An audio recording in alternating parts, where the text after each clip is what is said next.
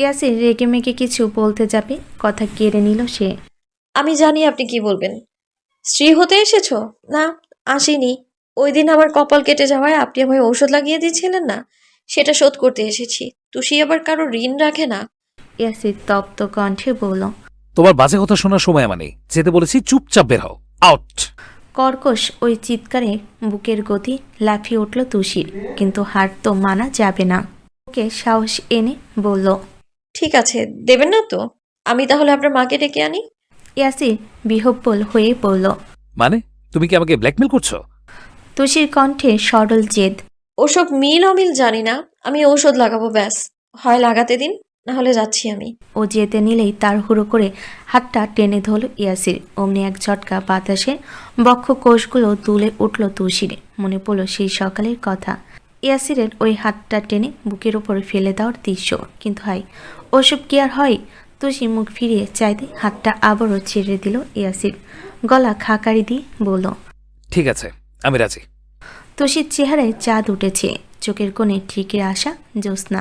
তুরন্ত পায়ে বিছানায় গিয়ে বসল। পাশের জায়গাটায় হাত রেখে দুটো বাড়ি দিয়ে বোঝালো। বসুন। ইয়াসিরের চেহারায় বিরক্তি, অনীহা ততোধিক। শুধুমাত্র মাকে জানাবে বলে না, অনিচ্ছায় গিলে এসে বসলো পাশে। তুষির আনন্দকে দেখে, সাথে সাথে ঘুরে বসলো ওর দিকে। ফার্স্ট এইডের কী করতে হয় সেদিক ইয়াসিরের থেকে দেখেছিল সব। আজ আর বিশেষ অসুবিধা হলো না। তুলো নিল আর একটু এগুলো ওর দিকে। নিঃশ্বাসের ছুঁই হওয়া আর ইঞ্চিখানেক বাকি। ইয়াসির সরতে গেলে ইউনিফর্মের কলারটা খপ করে টেনে ধরল তুষি। জড়বুদ্ধি ছেলেটা চোখ রাঙিয়ে বলল। কি হচ্ছে এসব? তুষির কণ্ঠ নির্ভীক। রোগীদের বেশি কথা বলতে হয় না, আমাকে আমার কাজ করতে দিন। ইয়াসির স্তম্ভিত, বিস্মিত, বিমূঢ় চাহনি সিংহে প্রায়। তুষি নিজেকে স্বাভাবিক দেখাতে চাইল, স্বাভাবিক নেই ও। মেয়েটার বুক কাঁপছে, কাঁপছে হাতের আঙ্গুল। একচোট উথাল পাথাল অনুভূতিতে মরে যাচ্ছে ভেতরটা। ইয়াসিরের তাজ্জব চোখের চাহনি ধীরে আস্তে ধীরে মুছে গেল। শান্ত হলো চেহারা। চুপ করে সামনের মেয়েটার পানে চেয়ে রইল সে। ভীষণ ঠান্ডা, খাড়া দুটো চোখ, ভাষা নেই বা পড়ার মতো বোধ নেই তুষির। কোনো রকম হাতটা বাড়িয়ে ঠোঁটের কোণে তুলোটা ছোঁয়ালো সে। জায়গাটা জ্বলল বোধ হয়।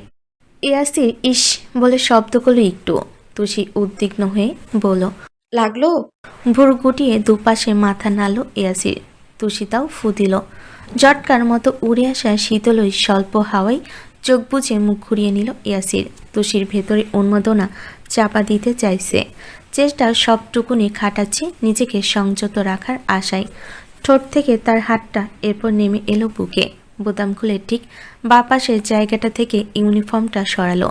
বেরিয়ে এলো লোমহীন ফর্সা নগ্ন বুক। ঢোক গিলল তুষি।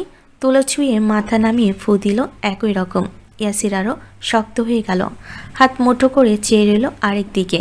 তার শরীরের একাংশ ভরে গেল তুষির যত্নের ছোঁয়ায়। তারপর রক্তে ভেজা রুমালটা খুলল সে। ঝর্নার মতো একটা লাল রেখা ক্ষত বেয়ে নামল অমনি। সঙ্গে সঙ্গে সেখানটায় নিজের ওড়না চেপে ধরল তুষি। ইয়াসির বলল। হচ্ছে নাকি? ওড়না লাগছে তো। তুষি নিরুদ্বেগ। লাগুক না। রক্ত কেউ ইচ্ছে করে কাপড়ে লাগায়? তুষি মুখ তুলে চাইল, নিভু কণ্ঠে বলল। কি হবে, আপনারই তো রক্ত। নিস্তব্ধ কামরায় জানালাগুলো বন্ধ। একটা টুর শব্দ আসার জন্যে হু হু করা বাতাসটাও যেন থমকে আছে কিছু সময়। ঠিক যেমন করে থমকে রইল ইয়াসির। তুষি শেষ একটা লাইনে স্তব্ধের ন্যায় স্থির হলো তার শিকারী চোখ। দৃষ্টিতে এক প্রস্থ বিস্ময় নিয়ে সামনে তরুণীর পানে চেয়ে রইল সে। তুষির তাতে ভ্রুক্ষেপ নেই। মনোযোগ দিয়ে অন্যার মানুষটার রক্ত মুছছে মেয়েটা। ক্ষততে যখনই তুলো ছোঁয়াবে আচমকা খপ করে ওর কবজি ধরে ফেল ইয়াসির। তুষি থামল, চাইল চোখ তুলে। চোখে মুখে বিস্তর দ্বিধাদ্বন্দ্বের মাঝে তুরন্ত তার পেলব। ফর্সা হাতটা ছিটকে ফেলার মতো শরীর থেকে হাঁটিয়ে দিল ইয়াসির। তর করে উঠে দাঁড়ালো হঠাৎ। ঠান্ডা হাওয়ায় ছুরির মতো চিরে গেল তার গলা স্বর। বেরিয়ে যাও। তুষি ভরকে গেল একচোট। হতচেতনায় দুলে ওঠে দৃষ্টি। বুঝতে না পেরে বলল। আমি কি কিছু ভুল করলাম?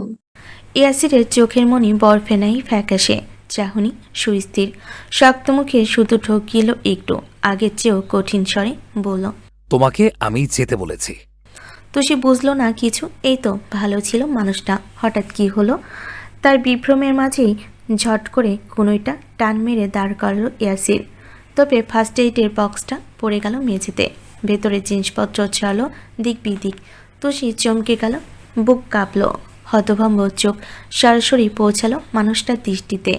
ইয়াসিরের চোখে এরকম দুর্বোধ্য আগুন, না রাগ না ক্ষোভ, কেমন অন্যরকম এক অস্থিরতায় ঝলসে যাচ্ছে, অথচ এক দণ্ডও থামল না সে। হাতটা হিড়হিড় করে টানতে টানতে ডোরব্দি নিয়ে এলো তুষিকে, তারপর উচ্ছিষ্টে নাই ছুঁড়ে ফেললো ঘরের বাইরে।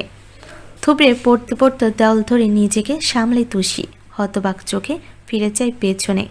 কিং কর্তব্যবিমূঢ় মেয়েটা কিছু বলার সুযোগ অবধি পেল না। মুখের ওপর ধরাম করে দরজা আটকে দিল ইয়াসির। সেই উৎকট শব্দে তুষির বুক ভেঙে যায়। একটা সূক্ষ্ম হাহাকারের রেখা ফুটে ওঠে চোখে। মেঘের মতো ঝুপ করে অন্তপুরে ঘনিয়ে আসে অন্ধকার। কি করেছে ও, যার শাস্তি হিসেবে এইভাবে ঘর থেকে বের করে দিতে হবে? তুষির ঠোঁট ফুঁড়ে আওয়াজ এলো না, চোখের ভেতর কাঁপন, কিন্তু কান্না আসছে তো না। কান্না তো এক মুক্তির নাম। তুষির বোধহয় এইটুকু মুক্তি পাবারও অধিকার নেই। মেয়েটা চুপচাপ মাথা নুয়ে পা বাড়ালো ফিরতে। আচমকা খেয়াল পড়ল গায়ে ওড়না নেই। এবার সচেতন চিত্তে নড়চে উঠল সে। ওড়না কি ভেতরে ফেলে এসেছে? এমা! তড়িঘড়ি করে দরজায় ধাক্কা দিতে গিয়েও হাতটা ফেরত আনলো আবার। না বাবা, থাক, এখন ঘটনা বাড়তে গেলেই হিতে বিপরীত হয়ে যাবে। বিটকেলটা আহত বাঘের মতো খেপে আছে। এর চেয়ে কাল থানায় চলে গেলে চুপি চুপি গিয়ে নিয়ে আসবেও। তুষি সব হিসেব মিলেও শান্তি পেল না। ইয়াসিরের শরীরে এত ক্ষত, খায়নি ও যে তখন তনিমাকে বলল ও সব করে দেবে। এখন যদি ওনার কিছু দরকার পড়ে, ইস! তুষি মন খারাপ তত্তর করে বাড়ল, বই কমেনি। ফোঁস করে শ্বাস ফেলে রওনা করলো ঘরে। প্রথম শীতে নামতে নিচে বসার ঘরে বিশাল সাইজের ঘড়িটা ঢং ঢং করে উঠল। নিশ্চুপ বাড়ির এই শব্দে লাফিয়ে উঠল তুষি। ভয়ে পাটা হড়কে যেতে ধরলে ধরফড়িয়ে সিঁড়ির হাতল চেপে ধরল আবার। তুষি বুকে থুতু ছেটাই, কি ভয়টাই না পেয়েছে। বাবারে বাবা! মেজাজ খারাপ করে তাকালো ঘড়ির দিকে। 12:15 বাজে। এই রে, আজ তো ওর জন্মদিন। সারাদিনে এক একটা কাণ্ডে মনেই ছিল না। তুষির এমনি মন ভালো নেই, তার মাঝে জন্মদিনের কথায় দুঃখ বেড়ে গেল আরও। দাদির কথা ভাবতেই টনটনিয়ে উঠল বুকের ধার। দাদিকে ছাড়া এটা তুষির প্রথম জন্মদিন। প্রতি বছর দাদি সকাল সকাল শ্যামাই বানাতো, ঘুম থেকে টেনে তুলতো তুষিকে। কত আদর কত যত্ন করে শ্যামাই মুখে তুলে দিয়ে বলতো, লবু খা, তোর আজকে জন্মদিন না, এই দিন না এলে এই সুন্দর নারীটারে আমি কই পাইতাম। একদলা কান্নায় তুষির গলা আটকে এলো, কিন্তু কাঁদল না। ওই একটু ছোট্ট ঢোক গেল বরাবরের মতো, চাপা দিল সে সময়। আচ্ছা দাদি কেমন আছে? বুড়ো মানুষটা একা একা কি করছে ওকে ছাড়া? তুষির আর ঘরে ফেরার ইচ্ছে হলো না। ওর জন্মদিনে দাদি নেই তো কি, ইউষা তো আছে। দাদির পর ওর আরেক বন্ধু। তুষি যদি গিয়ে জন্মদিনের কথা জানায়, মেয়েটা নিশ্চয়ই ভীষণ খুশি হবে। ও চটপট রওনা করলো সেই পথে। ইউষায় বেশিরভাগ রাত জেগে পড়ে, এখনও জেগে আছে হয়তো, হলো তাই। বেজানো দৌড়টাকে হালকা একটু ঠেলতেই চোখ পড়ল সোজাসুজি টেবিলে। ল্যাম্পশেড জ্বলছে, ইউষার মাথা নিচু। এতক্ষণে সব বিষাদ নিমিষে হাওয়ায় উড়িয়ে দিল তুষি। পা টিপে টিপে ঢুকলো ভেতরে। একদম পেছনে দাঁড়িয়ে মৃদু শব্দে চেঁচালো, ভাউ! ইউষা ভয় পেল না, চমকেও গেল না, বরং চোখ তুলে চাইতেই আকাশ ভেঙে মাটিতে পড়ল তুষি। হাসি মাখা মুখখানা ধপ করে নিভে গেল তার। ব্যস্ত হয়ে বলল, ইউষা, তুমি কাঁদছো? ইউষা মাথা নামিয়ে নেয়, ডুকরে ওঠে। বাম চোখের জল রেখার মতো গড়িয়ে পড়ে। সামনে রাখা অ্যালবামে তুষির মনোযোগ ওতে নেই। ধরপড়ে মেয়েটার পাশে বসলো সে, উদ্বেগ হয়ে বলল, কি হয়েছে তোমার, আমাকে বলো না। কেউ কি কিছু বলেছে তোমায়? ইউষা ঠোঁট টিপে কান্না আটকায়, মাথা নাড়ে দুপাশে। তাহলে বলো না আমায়, প্লিজ। ইউষা দম নিল, থেমে থেমে জানালো, আজ আমার জন্মদিন টিসু। তুষির চোখ শৃঙ্গে, বিহ্বলতাই ফাঁকা হলো ওষ্ঠপুট। অবাক হয়ে ভাবল, আজ ইউষার জন্মদিন? অমনি হাসল সে। তোমার জন্মদিন? এটা তো অনেক ভালো খবর ইউষা। তো তুমি কাঁদছো কেন? জন্মদিনে কেউ কাঁদে বোকা মেয়ে? এটা তো খুশির ব্যাপার, তাই না? কিন্তু এই জন্মদিন এলে যে বাড়ির কেউ খুশি হয় না টিসু, কেউ হয় না। উল্টে সবার মন খারাপ হয়ে যায়। মা কাঁদে, বাবা ছটফট করে, দীর্ঘশ্বাস ফেলে শুধু। বড় মা, চাচু, মেজো ভাইয়া, দিদুনকেও হাসে না জানো, মন মরা হয়ে ঘুরে বেড়ায় সবাই। হ্যাঁ, ওরা আমাকে গিফট দেয়, উইশ করে, কেক কাটে, কিন্তু আমি জানি ওদের কারোর ভেতরে কোনো আনন্দ থাকে না। তুষি আশ্চর্য হয়ে বলল, ও মা, কেন এমন করে কেন সবাই? আচ্ছা, সবার কথা বাদ, তোমার মাও খুশি হয় না? সে কেন কাঁদে ভাই? মেয়ের জন্মদিনে কাঁদে এরকম মা আমি কোশমিন কালেও কোথাও দেখিনি। নট সি, যেখানে তুমি এই বাড়ির একমাত্র মেয়ে সেখানে সবার তো। মাঝপথে থামিয়ে দিল ইউষা, বিমর্ষ গলায় জানালো। আমি বাড়ির একমাত্র মেয়ে নই টিসু। তুষির ভুরু বেঁকে এলো। তবে ইউষা চোখের পানি মুছল, বন্ধ করা অ্যালবামটা খুলে রাখলো ওর সামনে। এটা দেখো। তুষি তাকায়, একজোড়া শিশুর ছবি, ধবধবে সাদা তোয়ালেতে মোড়ানো, এত ছোট, রোগা, ঘুমাচ্ছে ওরা। তুষি শুধোই। এরা কারা? ইউষা একটা ছবিতে আঙ্গুল ধরে দেখালো।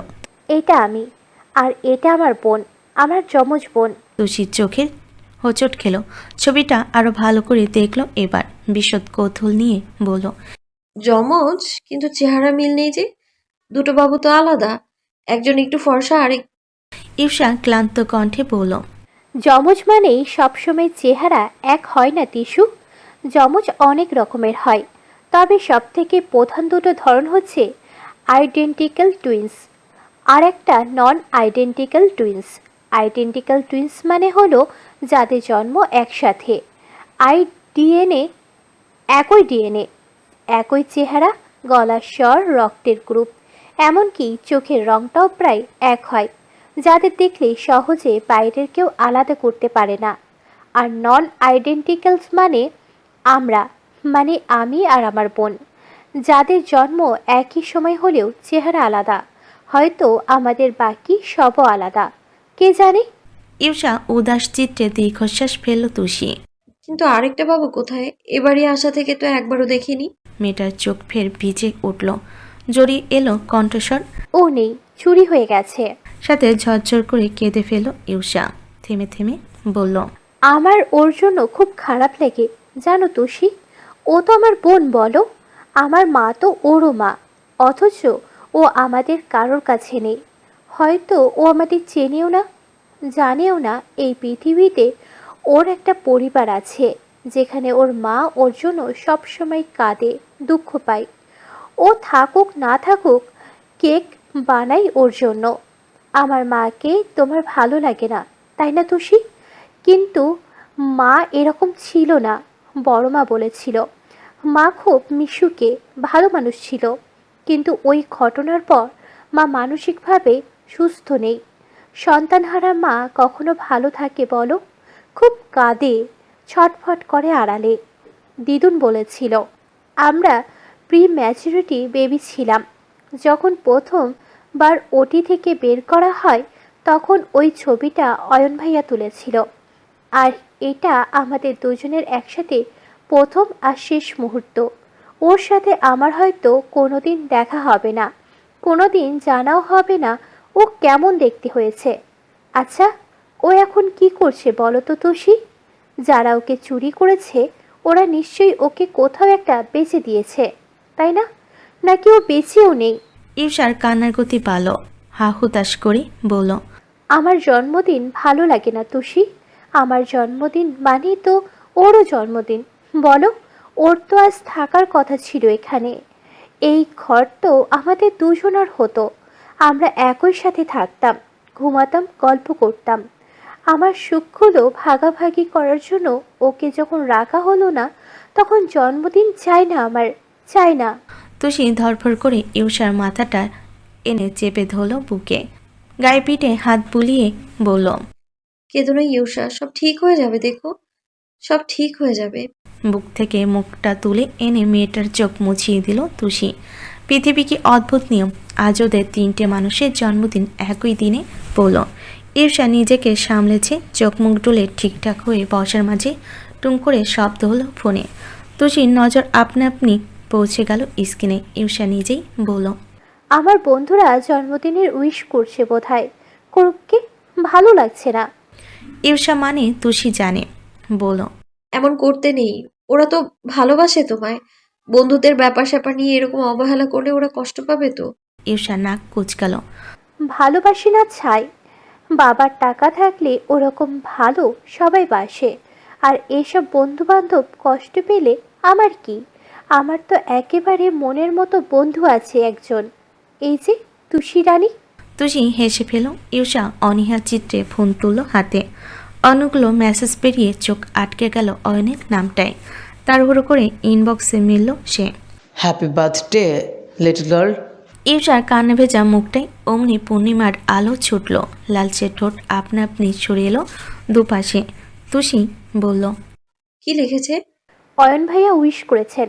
ভাইয়া এটাতে কোনোদিন ভুল হয় না। তুষি ভুরু উঁচিয়ে বলল, বাবা, কত ভালোবাসেন তোমায়।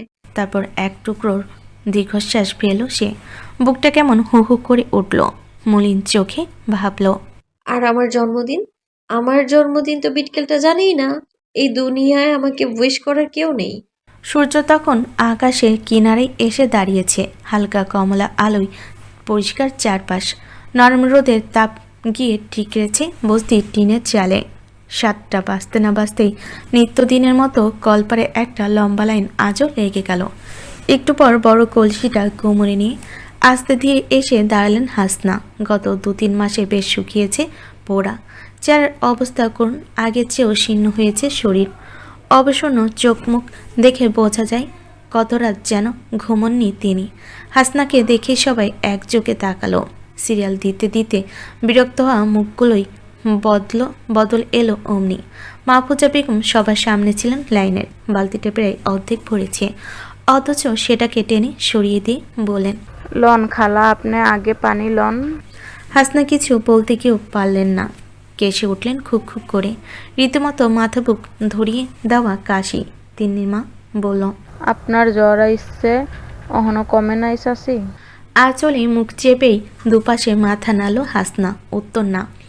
রহিমা বেগম এগিয়ে এলেন সহসা। হাসনার কপালে হাত পড়তে আটকে উঠলেন।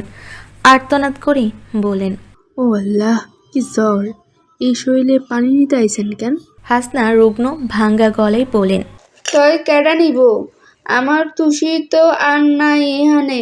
বাকিদের চোখে মুখে পরিবর্তন এলো। থমথমে জায়গা ভরল গম্ভীরতায়। তুষির যাওয়ার পর হাসনার আহাজারি, একাকিত্ব আর প্রতিটা দিন ওকে হন্য হয়ে খোঁজার চাক্ষুষ প্রমাণ তারা। মেয়েটা ওদের অপছন্দের হলো, হারিয়ে যাক চায়নি। তারপরও হাসনা ভালো মানুষ। বস্তির কেউ বিপদে পড়েছে, অসুস্থ হয়েছে, আর হাসনা পাশে থাকেনি, এমন ঘটনা বিরল। বৃদ্ধার এই দুঃখ, তারাও পাশে থাকছে, যে যেভাবে পারছে সাহায্য করছে টুকটাক। কিন্তু নাতনি অন্তপ্রাণ মানুষটার শোক একটুতেও তাতে লাঘব হচ্ছে কি? প্রত্যেকে চুপ করে রইল।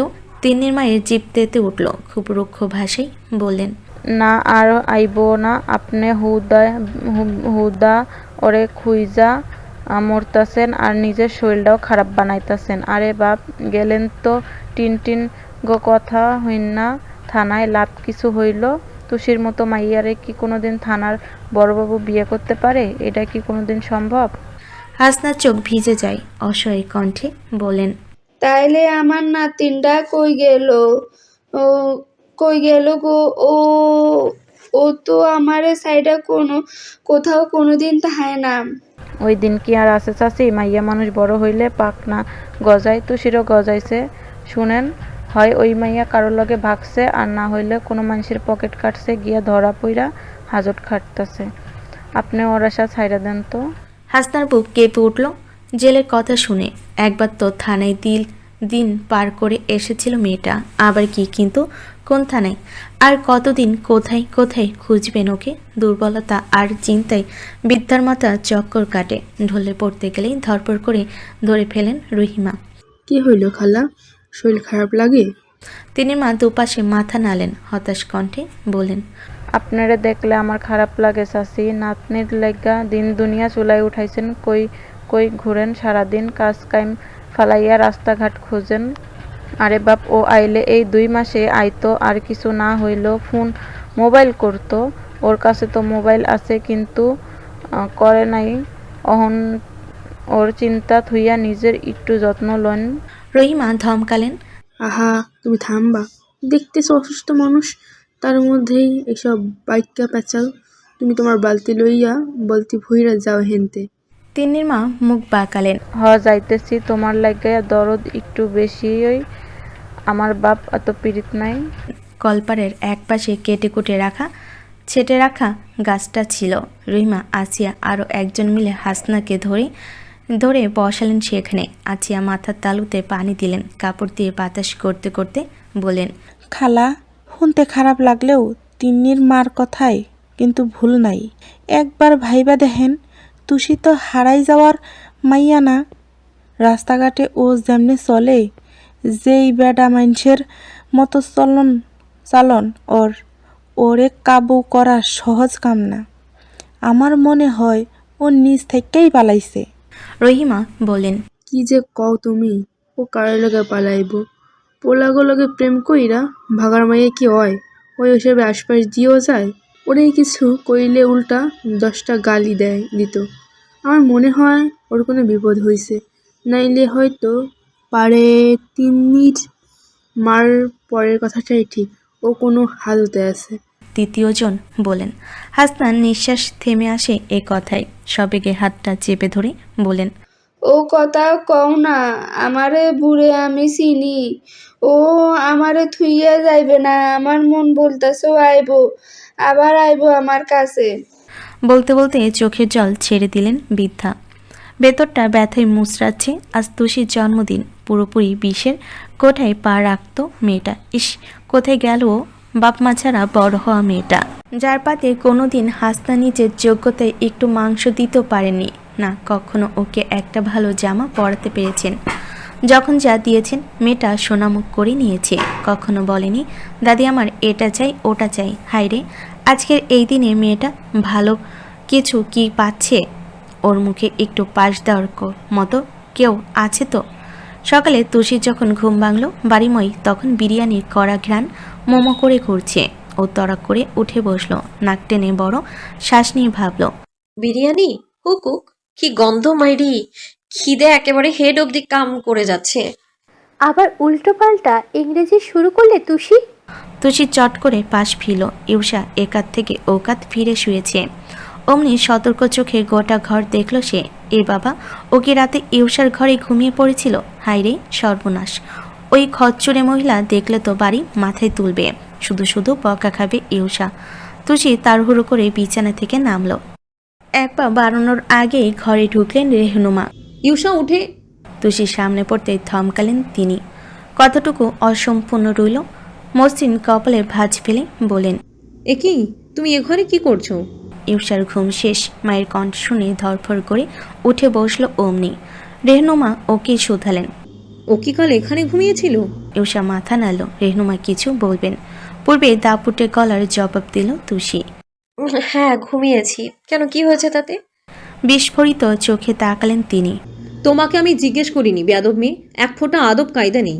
ওসব আদব কায়দা বড়লোকদের জিনিস, আমি দিয়ে কি করব? ইউষা মিনমিন করে বলল, মা, ওকে কাল আমি বলেছিলাম এখান থেকে যেতে। অনেক মাঝপথে ধমকালেন রেহনুমা। তুই চুপ কর, তোকে আমি বারণ করেছিলাম না ওর সাথে এত না মিশতে? পড়াচ্ছিস, পড়াবি, ব্যাস ওইটুকুই। বিছানায় তুলবি কেন? এই মেয়ে বিছানায় ওঠার যোগ্য নাকি?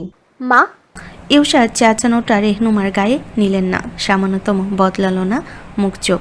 কিন্তু আজকে হয়তো তুষির ভ্রুক্ষেপ এলো না এসবে। ঠোঁটটা একদিকে নিয়ে কেমন বিদ্রুপ করে হাসলো একটু। তেজি পায়ে বেরিয়ে গেল। তারপর রেহনুমার মাথা জ্বলে উঠল রাগে। খেকিয়ে বলেন, দেখলি ওর হাঁটার অবস্থা? দেখলি যেন আমার রাগ ও পায়ের উপর ঝাড়লো অসভ্য। তোমারই বা কি দরকার ছিল ওকে এসব বলার?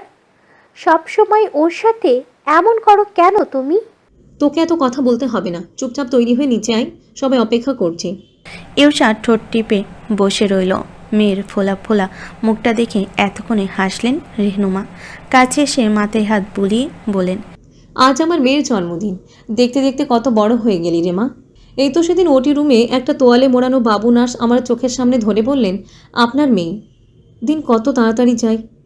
এরপরে মেয়ের মাথায় চুমু খেয়ে বুকে টেনে নিলেন রেহনুমা। ইউষা চুপটি করে মিশে রইল সেখানে। ও জানে মা এখন কাঁদবে।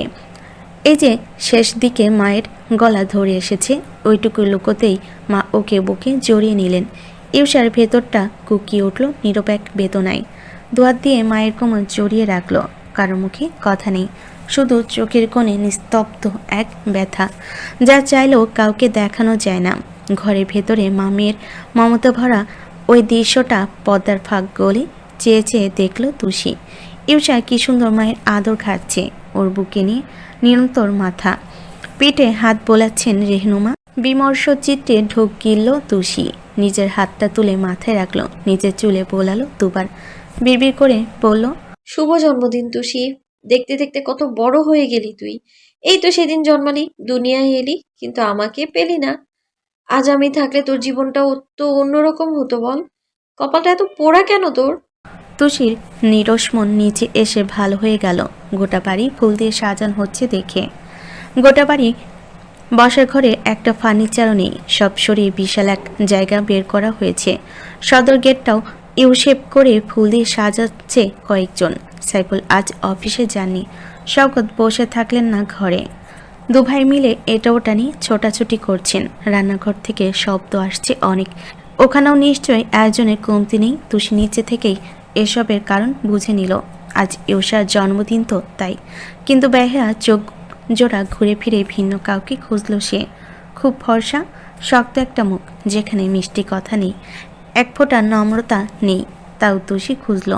বুকের কোষগুলো ছটফট করে উঠল তাকে দেখার আশায়। অথচ ওই তো একটু হলেও রাগ করার কথা। কাল যেভাবে নিষ্ঠুরের মতো বিটকেটটা ওকে ঘর থেকে বের করে দিল, তুষি তো এসবই করা উচিত, কিন্তু পারছে না কেন? প্রেমে পড়লে বুঝি মানুষ নির্লজ্জ হয়। তার ভাবনার মাঝে কোত্থেকে ছুটে এলো মিন্তু, একটা শক্ত কাগজ বাড়িয়ে দিয়ে বলল, সরি। তারপর সতর্ক চোখে আশপাশটা দেখল মিন্তু। ভুল করে মুখ থেকে ভাবি বেরিয়ে যাচ্ছিল, না মেজো ভাইয়া নেই, হাঁপছালো সে। বলল, বাসলাম, এই তো শিপু, দেখো তো কার্ডটা কেমন হয়েছে, উষার জন্য বানিয়েছি।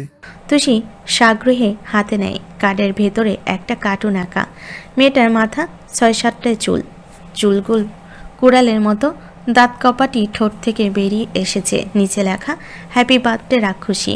তুষি হেসে ফেল, জিজ্ঞেস করল, এটা কি ইউষা? উচ্ছ্বাসিত চোখে মাথা নাড়ল মিন্তু।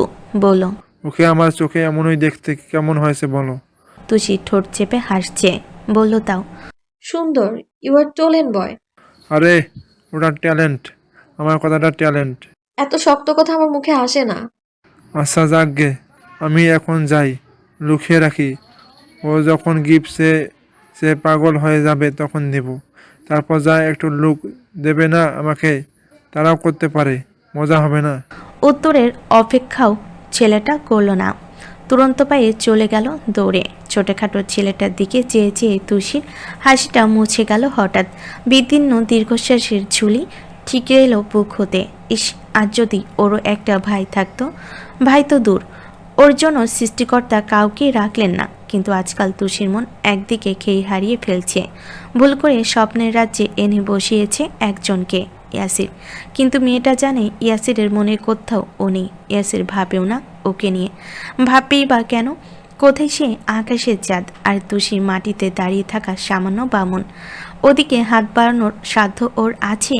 মন কিভাবে চলে গেল ও জানে না। তুষি চেয়েও মনের রাশ টানতে পায়নি, কিন্তু সে বোঝে একটা বস্তির মেয়ে যে কিনা ওর পকেট থেকে টাকা চুরি করত, সেই ইয়াসিরকে চাওয়ার যোগ্যতা নেই। তুষি তো পেতেও চাইছে না। ইয়াসির ভালোবাসুক না বাসুক, ও বাসবে এইভাবে নীরবে চুপি চুপি সারা জীবন বাসবে। মেয়েটার ধ্যানের সুতো ছিল অয়নের ডাকে। এই তুষি, এদিকে এসো। নড়ে চড়ে চপল পায়ে এগুলো সে। অয়ন একটা টুলের ওপর দাঁড়িয়ে, পায়ের কাছে কতগুলো ফুল, সেসব দেখি বলল, এখন থেকে একটা একটা করে ফুল দাও আমাকে। মিন্টুটা এত ফাঁকিবাজ না, কাজের কথা বলতেই পালিয়েছে। আচ্ছা আমি দিচ্ছি। ফুলগুলো ভীষণ সতেজ। টসটসে লাল গোলাপগুলো দেখি তুষির মন ভালো হয়ে গেল। এক থোকা হাতে নিয়ে বলল, এগুলো কি আপনাদের বাগান থেকে আনা? না তো, কেন? খুব সুন্দর, এখনো গায়ে শিশির লেগে আছে। আমার গোলাপ যে কি ভালো লাগে। ফুলের এই স্নিগ্ধ পাপড়িতে তুষির মুগ্ধ নজর জোড়া নয়ন মন দিয়ে দেখল। পরপরই তাড়া দিয়ে বলল, আচ্ছা এখন তাড়াতাড়ি দাও, I am already getting late. তুষি তৎপর থোকা ভর্তি গোলাপ ফুল বাড়িয়ে দেয়। ঠিক তখনই চৌকাট মারিয়ে বাড়ি ঢুকলো ইয়াসির। একদম নাক বরাবরের ওই চিত্রটাই চোখ যেতেই পাজোড়া আপনা আপনি থামলো তার। স্বভাবসুলভ ভাঁজ বসলো ভুরুতে। মাথায় এলো গতকাল সকালের কথা। বাগানে অয়ন তুষিকে ফুল দিচ্ছিল, আর আজ তুষি। ইয়াসির নিচের ঠোঁট দাঁতে পিষে চেয়ে রইল কিছু বল, পরপরই মাথা নাড়ল দুপাশে, যেন উড়িয়ে দিল এসব। বরের মতো ভারী স্বরে ডাকলো,